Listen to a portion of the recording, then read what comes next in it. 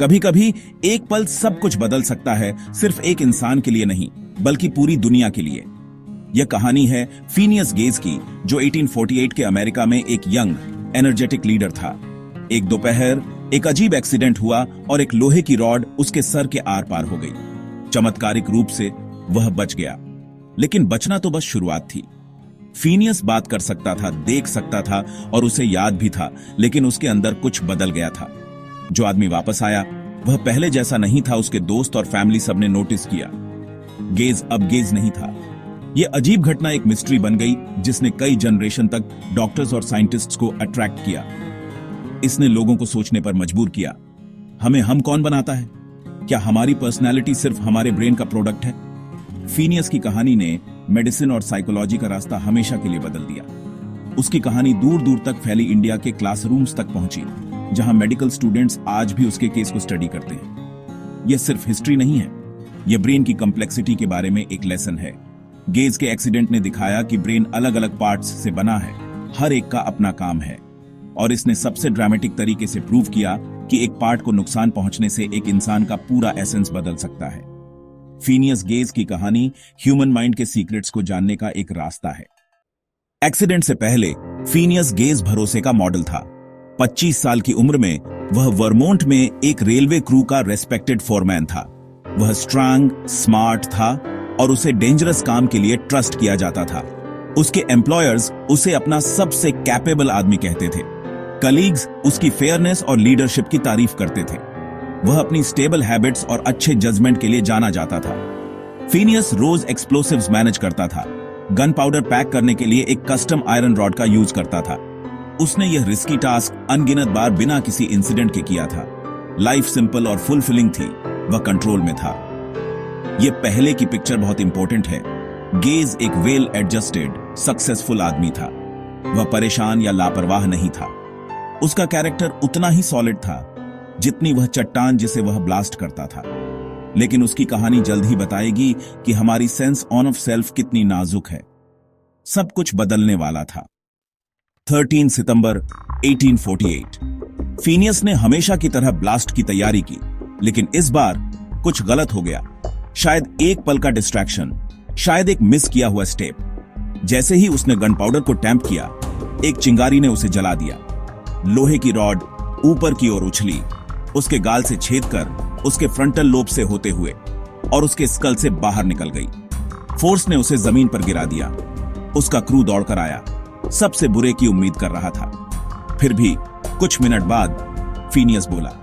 वह कॉन्शियस था, बैठ सकता था और 1 मील वापस टाउन तक राइड भी की। डॉ विलियम्स आए, फिनियस को शांत और क्लियर देखकर हैरान रह गए, एक बड़ा घाव होने के बावजूद। डॉ हार्लो ने टेक ओवर किया, घाव को साफ किया और हड्डी के टुकड़े हटाए। इन सब के दौरान फिनियस कॉन्शियस रहा। उसके बचने की खबर तेजी से फैली। एक आदमी जिसके दिमाग में छेद हो गया था, वह जिंदा था। यह एक मेडिकल मिरेकल था। दुनिया ने ऐसा कुछ पहले कभी नहीं देखा था। फिनियस गेज उस चीज से बच गया था जिससे बचना नामुमकिन था, लेकिन एक्सीडेंट का असली असर अभी सामने आना बाकी था। लोहे की रॉड ने सिर्फ उसकी खोपड़ी से ज्यादा कुछ बदला था। इसने खुद आदमी को बदल दिया था। एक ऐसे ट्रांसफॉर्मेशन के लिए स्टेज तैयार था जो साइंस के हर उस विचार को चुनौती देगा जो वह जानता था। गेज का केस ब्रेन को समझने में एक टर्निंग पॉइंट बन जाएगा। दुनिया देख रही थी, यह देखने के लिए कि आगे क्या होगा। सभी मुश्किलों के बावजूद फिनियस इन्फेक्शन से बच गया और रिकवर होने लगा। 2 महीने के अंदर वह टाउन में घूम रहा था, दागदार लेकिन जिंदा। उसकी मेमोरी और इंटेलिजेंस सही लग रही थी। फिजिकली यह एक जीत थी, लेकिन जैसे जैसे समय बीतता गया, एक गहरा घाव सामने आया। वह भरोसेमंद, रेस्पेक्टफुल फोरमैन चला गया था। उसकी जगह एक ऐसा आदमी था जो इंपल्सिव, अपशब्द बोलने वाला और प्लान्स पर टिकने में असमर्थ था। दोस्तों और फैमिली ने कहा, गेज अब गेज नहीं था। उसके एम्प्लॉयर्स उसे वापस नहीं रख सके। उसका बिहेवियर बहुत अनप्रेडिक्टेबल था। इंटेलेक्ट और इंपल्स के बीच का बैलेंस टूट गया था। वह ट्रॉमा से बच गया था, लेकिन उसका कैरेक्टर फंडामेंटली बदल गया था। उसके सर्वाइवल का मिरेकल अब उसके ट्रांसफॉर्मेशन की ट्रेजेडी से ढक गया था। गेज के केस ने दुनिया को ब्रेन और पर्सनालिटी के बीच के लिंक का सामना करने पर मजबूर किया। यह एक सबक था कि हमारी सेंस ऑफ सेल्फ कितनी नाजुक और कितनी फिजिकल हो सकती है। जो आदमी बच गया था वह आदमी नहीं था जो पहले रहता था। 1800 के दशक में ज्यादातर लोग मानते थे कि ब्रेन एक साथ काम करता है। गेज के केस ने उस विचार को तोड़ दिया। उसकी चोट स्पेसिफिक थी, उसके फ्रंटल लोब्स डैमेज हो गए थे और उसकी पर्सनालिटी बदल गई थी, लेकिन उसकी मेमोरी और इंटेलिजेंस बरकरार रही। डॉ हार्लो को एहसास हुआ कि फ्रंटल लोब्स को कैरेक्टर और डिसीजन मेकिंग को कंट्रोल करना चाहिए। गेज की खोपड़ी माइंड में एक खिड़की बन गई। उसके केस ने प्रूव किया कि जजमेंट और सोशल बिहेवियर जैसे कॉम्प्लेक्स ट्रेड्स ब्रेन स्ट्रक्चर में निहित हैं। इसने साइंस को फिलॉसफी से बायोलॉजी में शिफ्ट कर दिया। गेज की कहानी न्यूरोसाइंस की आधारशिला बन गई, यह दिखाते हुए कि ब्रेन में डैमेज की लोकेशन मेन रेक्टी है। माइंड का अध्ययन कभी एक जैसा नहीं रहेगा। फिनियस गेज की कहानी दुनिया भर में पढ़ाई जाती है, जिसमें इंडिया के टॉप मेडिकल स्कूल्स भी शामिल हैं। स्टूडेंट्स के लिए यह ब्रेन और बिहेवियर के बीच के लिंक का एक क्लियर लेसन है। प्रोफेसर उसके केस का यूज फ्रंटल लोब की प्लानिंग और सोशल कंडक्ट में भूमिका समझाने के लिए करते हैं। गेज का ड्रामेटिक चेंज साइंस को अनफॉरगेटेबल बनाता है। उसकी कहानी फ्यूचर डॉक्टर्स को पेशेंट्स को सिर्फ सिम्टम्स नहीं बल्कि पूरे इंसान के रूप में देखने के लिए सिखाती है। यह ब्रेन इंजरी के बाद साइकोलॉजिकल इफेक्ट्स के लिए कंपैशन और अवेयरनेस को बढ़ावा देती है। गेज का केस यह भी बताता है कि न्यूरोसाइंस कितनी दूर आ गया है, कच्चे टूल्स से लेकर मॉडर्न ब्रेन स्कैन तक। वह डॉक्टर्स और साइंटिस्ट्स की जनरेशन के लिए एक इंपॉर्टेंट टीचर बने हुए हैं। अपनी जॉब खोने के बाद फिनियस एक लिविंग एग्जिबिट बन गया। अपने स्कार्स और टैंपिंग आयरन को क्यूरियस भीड़ को दिखाता था। वह बाद में चिल्ली चला गया, एक स्टेज कोच ड्राइवर के रूप में काम करने लगा, एक ऐसी जॉब जो उसकी नई एबिलिटीज के लिए सही लगती थी।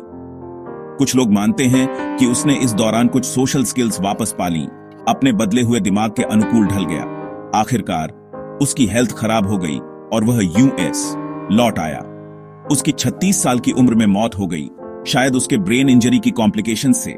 लेकिन उसकी कहानी यहीं खत्म नहीं हुई। डॉ हार्लो ने गेज की खोपड़ी और टैंपिंग आयरन को निकाला और उन्हें हार्वर्ड के वॉरेन एनाटॉमिकल म्यूजियम भेज दिया। वहां वे आज भी हैं, एक ऐसे जीवन का सबूत जिसने साइंस को बदल दिया। गेज का एक सम्मानित फोरमैन से मेडिकल मार्वल तक का सफर सर्वाइवल, एडेप्टेशन और लॉस की कहानी है। पब्लिक की नजरों में उसकी जिंदगी ने उसे ट्रेजेडी और डिस्कवरी दोनों का सिंबल बना दिया। यहां तक कि मौत में भी उसने पढ़ाना जारी रखा। दुनिया कभी भी उस आदमी को नहीं भूलेगी जिसके साथ लोहे की रॉड थी। गेज की खोपड़ी ने साइंस को ब्रेन मॉड्यूलरिटी के बारे में सिखाया, यह विचार कि ब्रेन के अलग अलग पार्ट्स के अलग अलग काम होते हैं। उसकी स्पीच और मेमोरी बच गई क्योंकि वे एरियाज अनअचड थे। उसकी पर्सनालिटी बदल गई क्योंकि फ्रंटल लोब्स नष्ट हो गए थे। इसने न्यूरोसाइंस में क्रांति ला दी, जिससे ब्रेन फंक्शंस की मैपिंग हुई। गेज का केस पहला क्लू था कि ब्रेन स्पेशलाइज्ड रीजंस का एक नेटवर्क है। एक और सबक, न्यूरोप्लास्टिसिटी। चिल्ली में काम करने की गेज की क्षमता कुछ रिकवरी का सुझाव देती है। उसका ब्रेन अडेप्ट करने की कोशिश कर रहा था। आज थेरेपी ब्रेन की नेचुरल प्लास्टिसिटी को बढ़ावा देती है, पेशेंट्स को खोई हुई स्किल्स को फिर से सीखने में मदद करती है। अडेप्ट करने के लिए गेज का संघर्ष ब्रेन इंजरी के सर्वाइवर्स के लिए आशा का एक पायनियर बन गया। उसकी कहानी दिखाती है कि रिकवरी भले ही पार्शियल हो, पॉसिबल है। ब्रेन फंक्शन करने के नए तरीके ढूंढ सकता है। आज फिनियस गेज सिर्फ एक मेडिकल केस से कहीं ज्यादा है। वह ब्रेन की पावर और फ्रेगिलिटी का सिंबल है। उसकी कहानी साइंस और ह्यूमन एक्सपीरियंस को जोड़ती है। यह दिखाती है कि हमारी पर्सनैलिटी बायोलॉजी में निहित है।